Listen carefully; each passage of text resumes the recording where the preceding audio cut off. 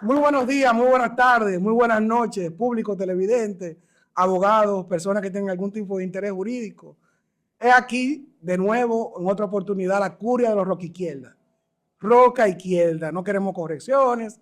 Los profesores de falta ortográfica, por favor, este no sería el podcast ideal para ustedes. En el día de hoy tenemos un capítulo lleno de aprendizaje y volviendo a lo básico, a petición de esos estudiantes que han estado siempre presentes en los comentarios de todos nuestros capítulos, hemos decidido abordar un tema súper especial, súper específico, pero ya desde sus cimientos, desde la manera más básica. Y para eso, claro está, usted sabe que siempre contamos con un invitado de lujo y hoy no es el día que será la excepción.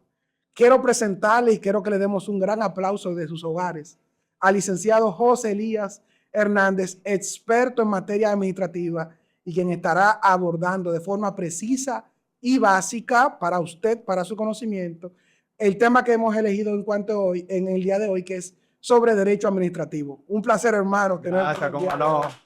Gracias, Jorge, de verdad que sí, muy agradecido. Soy fiel fanático desde que constituyó el podcast, siempre le doy seguimiento porque yo entiendo que ha venido a llenar un vacío que tenía la comunidad jurídica de poder llevar esos pensamientos complejos a que perfectamente la persona lo pueda entender, un neófito, una persona que está comenzando, puede entender la complejidad del derecho. No, Es decir, que te felicito por te lo agradezco bastante. Tu presencia en los comentarios siempre lo hemos visto bien y por eso hemos decidido traerte aquí. Señores, en modo aquí de ya personal, José Elías fue mi compañero de estudio dentro de la Pucamaima y le digo que la calidad tanto de profesional como de persona, ustedes la van a ver aquí. Vamos a comenzar de una vez. Hermano.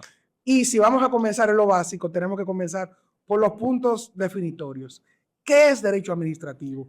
¿A qué nos referimos cuando decimos derecho administrativo? Correcto. Mira, Jorge, precisamente tú señalas algo. Yo recuerdo en las aulas, cuando tomábamos clases con Olivo Rodríguez Puertas, él decía, a mí no me interesa que ninguno de ustedes estudie derecho administrativo porque yo voy a seguir manejando mi caso. Y desde ahí nació mi pasión, digamos, por el derecho administrativo. Ahora bien, hay que tener algo en cuenta. El derecho administrativo es una rama del derecho público que se dedica básicamente a regular lo que tiene que ver la organización, el funcionamiento de la administración pública en general y, cómo no, del Estado. Ahora, no solamente se queda en organizar el Estado y ver cómo funciona, sino que también regula las relaciones entre los particulares y el Estado, que básicamente, hablando en términos llanos, es cualquier conflicto que pueda tener cualquier ciudadano con el Estado dominicano, ahí se involucra el derecho administrativo. O sea, lo que tú me estás diciendo a mí es excelente.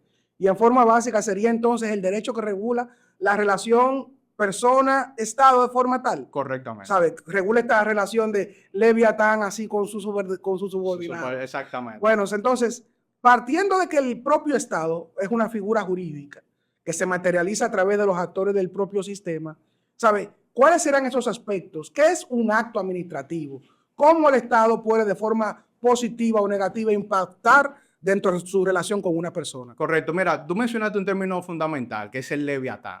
Nosotros sabemos que ese Leviatán es el Estado en su, digamos, en un estado absoluto que tiene superpoderes y por lo tanto, ¿cómo se manifiesta el Estado? Bueno, se manifiesta a través de acto administrativo y el acto administrativo no es más que aquella manifestación de la voluntad unilateral del Estado que sirve para crear, modificar y, cómo no, extinguir, digamos, obligaciones o crear derechos. Entonces es algo sumamente fundamental porque, digamos, si la persona, por ejemplo, hacemos contrato para manifestar alguna intención de hacer negocio, de producir algún efecto jurídico, el Estado, a través del acto administrativo, decide, por ejemplo, dar una concesión para poder administrar una mina, dar permiso para perfectamente poder operar alguna construcción. Es decir, es básicamente la manifestación unilateral del Estado a los fines de que se pueda cumplir con la voluntad que desea ejecutar. Perfecto, entonces, ¿cuál sería el marco regulatorio que regula de forma específica esta relación? Ya sería estatal, correcto, personal entre la sociedad como tal. Sí, mira, aquí, Jorge, sería bueno, digamos, en cierta manera, porque el derecho administrativo es muy amplio.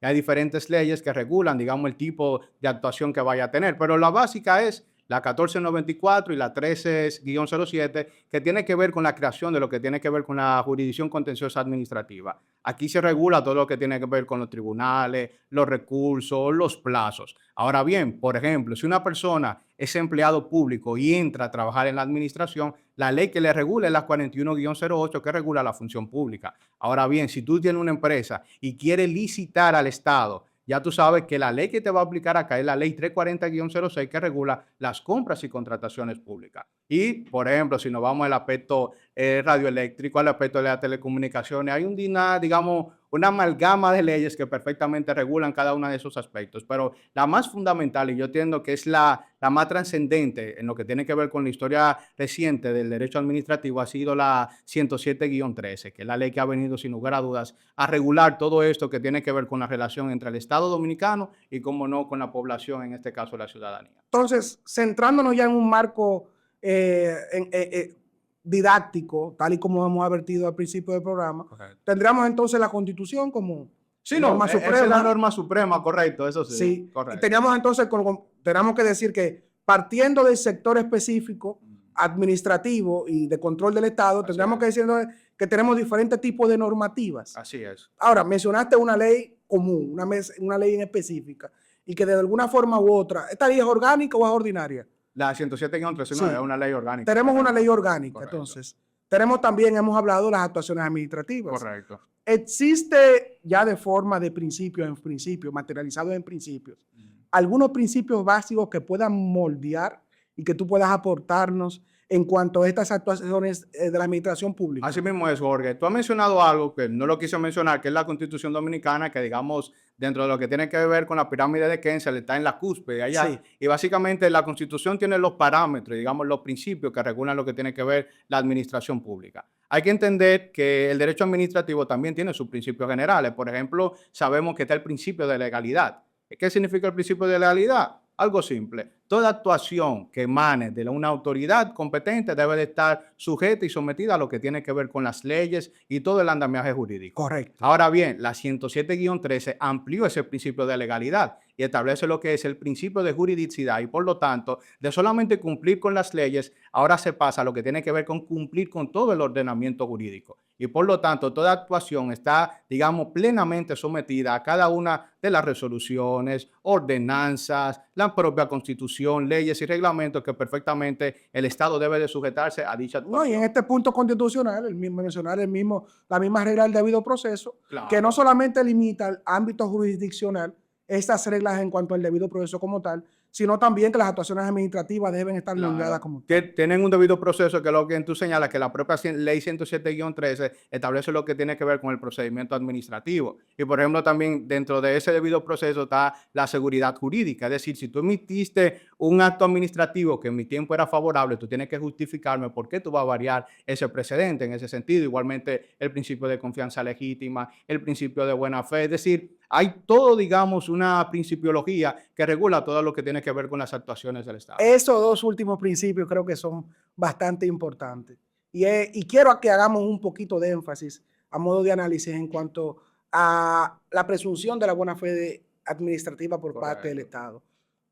¿A qué está sujeto un acto administrativo en cuanto a su eficacia como tal y a que exista, o sea, que pueda ser tomado en cuenta dentro del ámbito jurídico como un acto concreto, como un acto válido? Correcto. Mira, vamos a ir por lo básico. Mencionamos el Leviatán.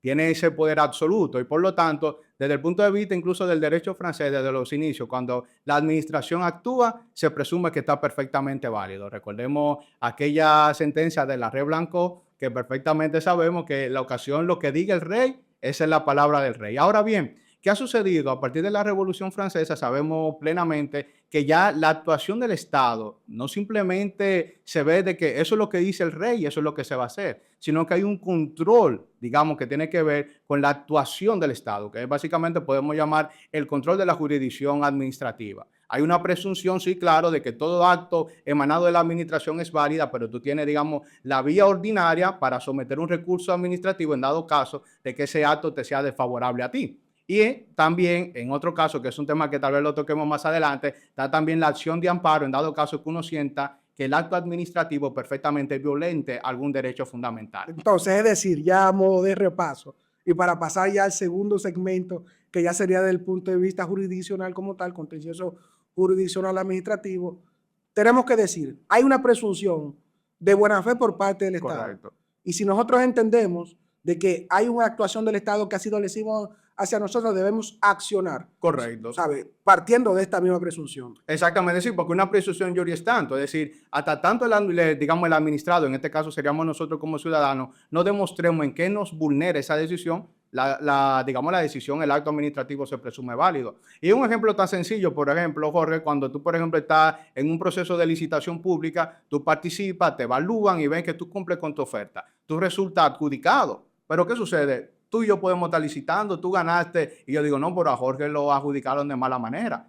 Por el hecho de que el Estado lo haya dicho no significa que está bien. Yo tengo perfectamente la vía recursiva administrativa, reconsideración jerárquico para atacar eso. Y si en dado caso no me siento, digamos, en cierta manera satisfecho, puedo elevar a un recurso administrativo ante la jurisdicción contenciosa a los fines de que ese acto, que en principio se presumía válido, si yo tengo pruebas y argumentos jurídicos suficientes para, digamos, vuelva a volver a retrotraerse, perfectamente los mecanismos de la ley ahí están debidamente establecidos. Entonces, ya con esto pasamos al segundo aspecto más importante de este conversatorio, que ya sería entrando ya a la jurisdicción contenciosa administrativa. Pero tú has mencionado algo bastante interesante, y es que existen normativamente ya creados, en base a la norma que hemos mencionado, recursos a lo interno de la administración. Eso es correcto. ¿Podrías mencionarnos algunos en cuanto a esto, un poquito ya más desarrollado el aspecto simplemente de la mención? Sí, claro. Mira, sabemos que hay una etapa administrativa que podemos decir en términos de derecho como una parte graciosa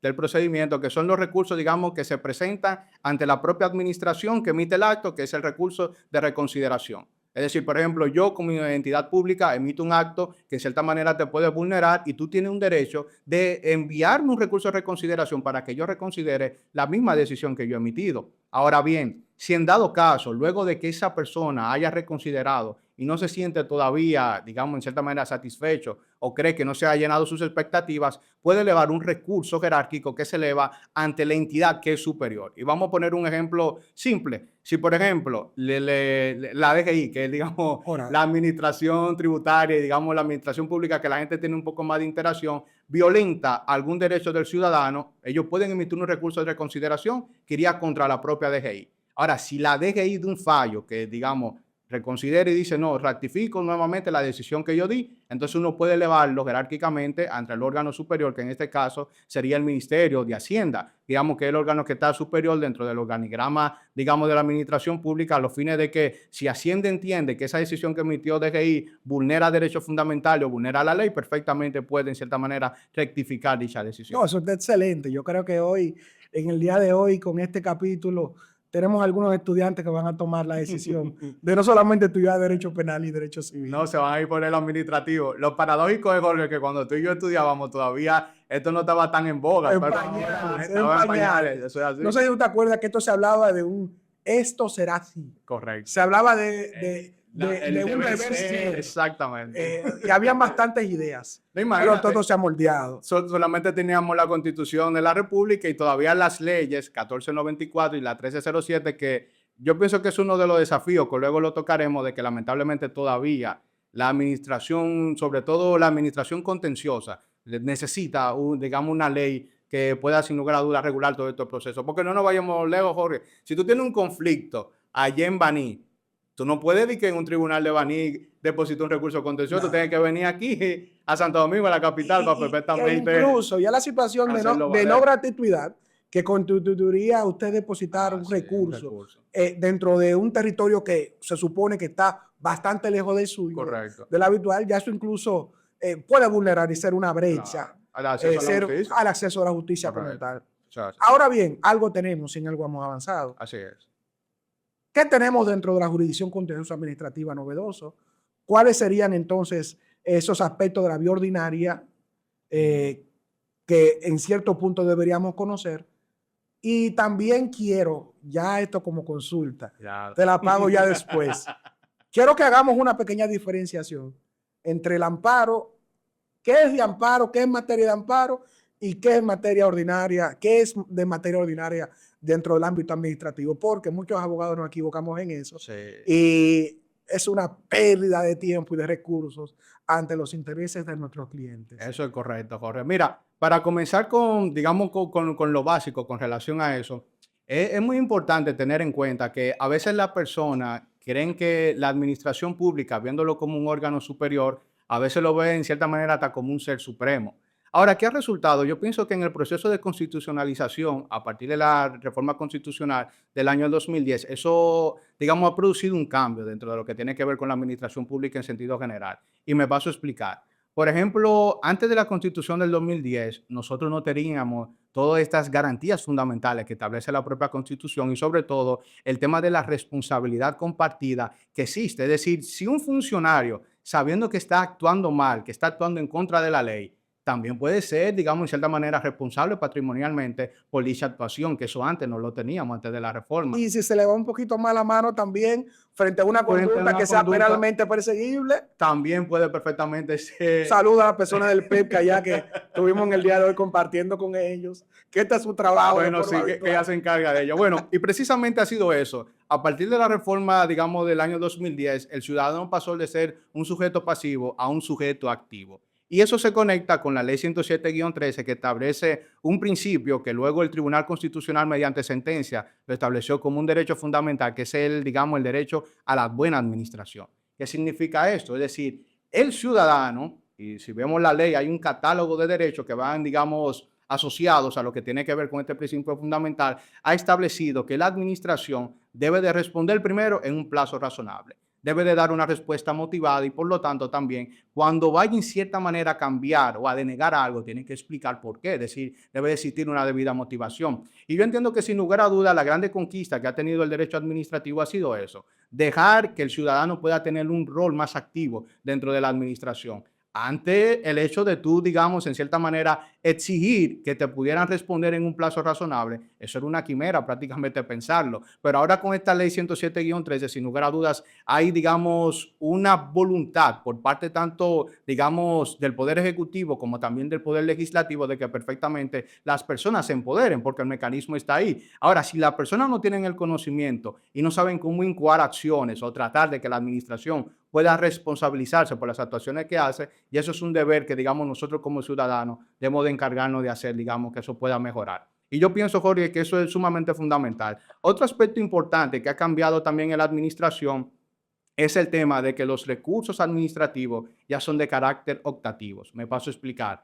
Antes de la ley 107-13, para uno, por ejemplo, recurrir o elevar una instancia ante el contencioso administrativo, yo tenía que agotar reconsideración y jerárquico. Ahora no, bajo la ley 107-13, estos recursos son optativos. Es decir, que si la administración, por ejemplo, en cierta manera emite un acto que me vulnera algún derecho, ya yo no tengo de que reconsiderar y un jerárquico, no. Ya yo puedo perfectamente ir directamente hacia el tribunal para que pueda, en cierta manera, conocer de las pretensiones jurídicas que yo tengo. Y por lo tanto, eso ha sido una, digamos, un hecho trascendental en la historia del derecho administrativo porque ya eso indica el tema de la flexibilidad. Ya tú no tienes que agotar un proceso burocrático y si tú te sientes, digamos, en la necesidad de decir, no, es que yo no confío en la administración. ¿Tú crees que esa administración va a reconsiderar lo que ya emitió? Déjame irlo a atacar directamente a la vía contenciosa. Y yo pienso que eso ha sido, digamos, de las grandes ganancias que ha tenido el ciudadano de cara a toda esta reforma que a partir del año 2010 inició. Ahora bien, para todo abogado es clave saber que no necesariamente todas las actuaciones del Estado, que en principio pueden ser lesivas, violentan derechos fundamentales. Es correcto. Y con eso me quiero referir al amparo, ya sea en materia administrativa. Correcto.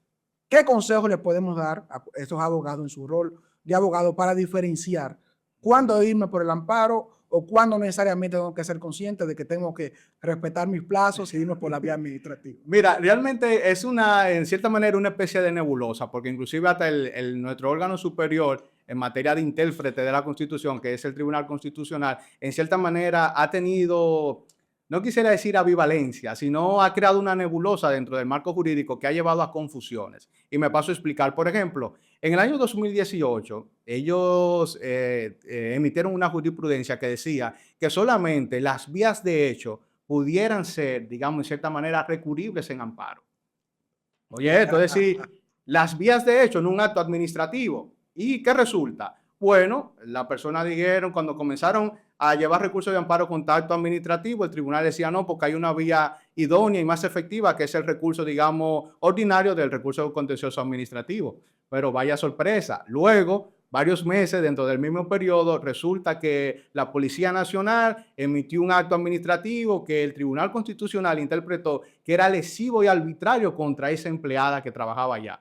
Entonces ahí el criterio varió. Ya no solamente se acepten amparo las vías de hecho, sino también los actos administrativos. Y ahí, en cierta manera, dentro de la comunidad, nosotros entramos en un debate. ¿Y por qué? Me paso a explicar. Por ejemplo, dentro del marco de la municipalidad, nosotros sabemos también que el alcalde tiene poderes exorbitantes. No nos vayamos lejos. Sí. Si yo tengo una construcción y el alcalde dice, ahora mismo vamos a derrumbarla, que sería una vía de hecho sin ningún acto, ¿dónde lo puedo atacar? ¿Qué paro? ¿Cómo lo paro? ¿Qué lo puedo hacer? ¿Cómo lo ¿Qué puedo hago? parar? Entonces, ahí el tribunal dejó una vía en cierta manera nebulosa porque te dice, no, espérate, ve al recurso contencioso administrativo porque es la vía más efectiva y, digamos, en cierta manera, es la vía más próxima a tu poder resolver el conflicto. Y yo entiendo que ahí el tribunal ha sido un poco inconsistente. No obstante, en el año 2022, el tribunal hizo un ejercicio muy interesante. ¿Y qué dijo? Bueno, no simplemente vas a rechazar el amparo porque hay una vía más idónea y efectiva, sino que los jueces están obligados a indicarle, digamos, en cierta manera, al amparista, vamos a llamarle, Exacto. de que, Al impetrante. exacto,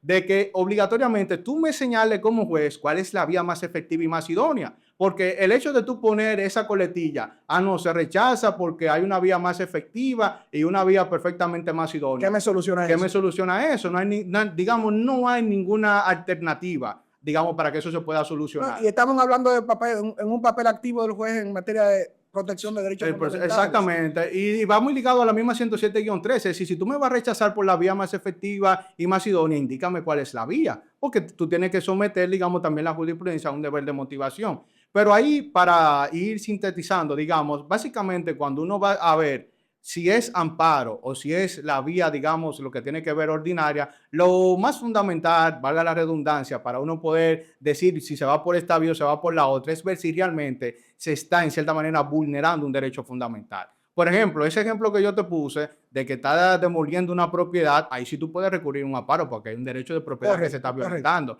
Pero, por ejemplo, ¿qué sucede mucho dentro de mi experiencia? Que, por ejemplo, hay una desvinculación porque es una empleada, digamos, de estatuto simplificado que no goza del derecho a la estabilidad. La persona va y recurre en un amparo. Pero ahí eso es improcedente porque las relaciones, digamos, de carácter laboral entre un funcionario público y la administración pública, obligatoriamente la vía más idónea y efectiva es lo que tiene que ver con el recurso contencioso administrativo. Entonces, concluyendo, Jorge, yo entiendo que había que hacer un test de razonabilidad, digamos, Sí. para saber cuándo atacar la vía de amparo y cuándo perfectamente procedería a lo que tiene que ver con la vía ordinaria. Bueno, en consideración como tal, y es bastante certero que todo nuestro público lo vea, esta no es la única forma de llegar al TC como tal. No. Tenemos dentro de los propios reflejos normativos que dicta la propia ley 3711, que regula los procesos constitucionales, tenemos la revisión de decisiones jurisdiccionales, que perfectamente puede partir de una sentencia que haya emitido un tribunal contencioso administrativo, el Tribunal Contencioso Administrativo, por la vía ordinaria, pero así también podemos revisar amparos que por bastantes sentencias que del año 2022 hasta la fecha se han dado, vemos que hay una permisión normativa en cuanto, ya sería jurisprudencial en cuanto a este aspecto. Ya en cuanto al papel concentrado del TC, ya estos serían otros aspectos. Esos serían otros aspectos, pero revisando bien y viendo el contenido administrativo de las sentencias del TC, vemos que un gran porcentaje que hay de esta sentencia, podemos decir de más del 40% como tal, son frente a la Policía Nacional y tomando como punto de partida despidos injustificados. ¿Cuál sería tu posición en cuanto a estos aspectos que se derivan de vías de hechos, de situaciones que se derivan en acciones que desde el punto de vista administrativo lesionan a las personas, pero desde el punto de vista de la Policía Nacional?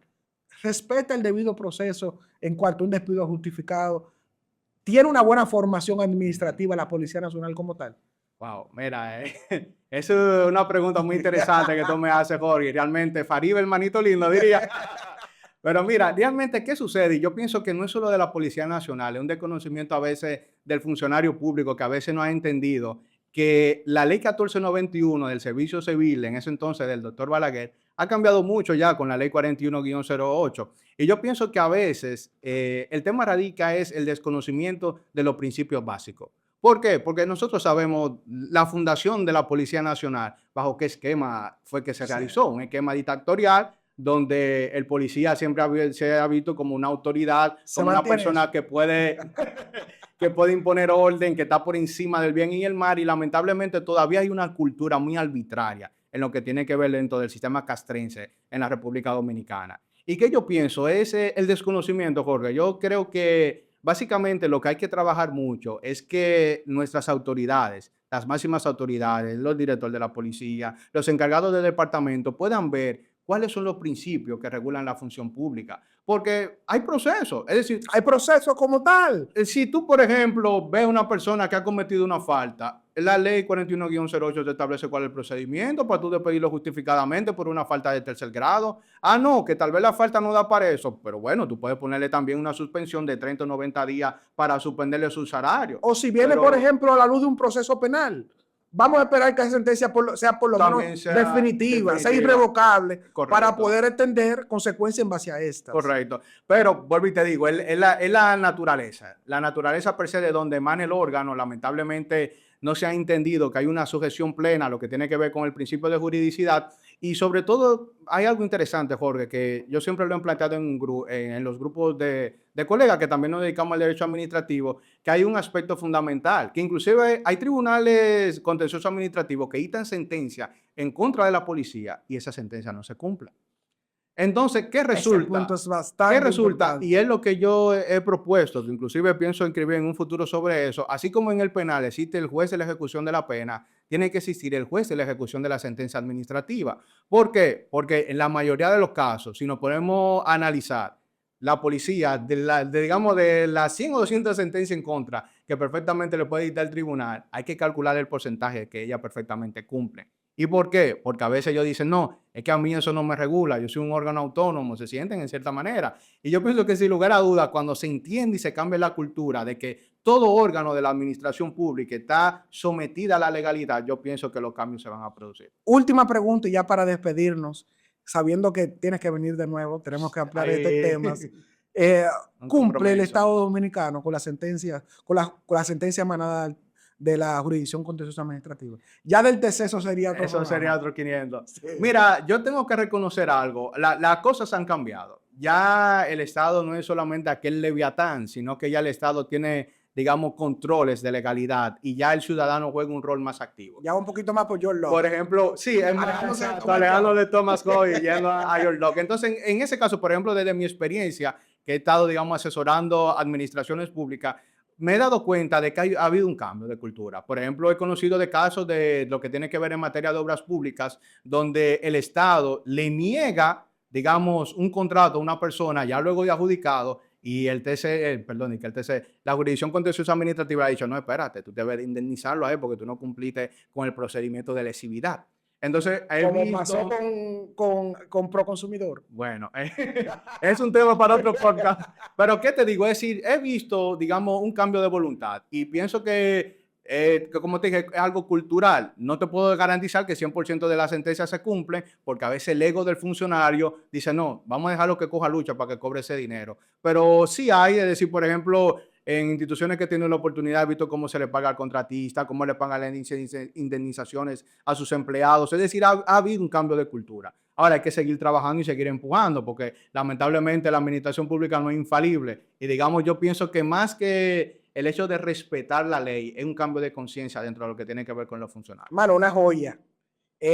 Quiero que todos los que están viendo este programa le demos un fuerte aplauso que llegue hasta aquí, hasta esta plaza del Instituto Nacional, a nuestro compañero y hermano José Elías Hernández. Gracias, hermanos. Siempre a ti. Gracias. Espero que esta no sea la última vez. Usted forma parte del catálogo de profesionales que estaremos consultando para darle la información más acabada, la información más precisa y que fomentemos una cultura contra esa información. Ustedes saben que ya está en la línea propia de este podcast y queremos seguir cultivando ese debate jurídico dentro de nuestra comunidad y seguir ayudando y seguir aportando, que no solamente sea lo que esté en los libros, sino que también utilicemos este tipo de recursos audiovisuales para aprender algo, porque mira como en media hora nuestro compañero la ha desarrollado más de 14 libros normativos en cuanto a la administración pública. Hermano, Muchísimas gracias. Gracias a ti, de verdad que sí. No olvides seguirnos, tanto al podcast, también pondremos las redes sociales de nuestro expositor el día de hoy. Denle su like, comenten, compartan, critíquennos, lo que tengan que decirnos, díganlo. Estamos en crecimiento y ya queremos hacerlo con ustedes.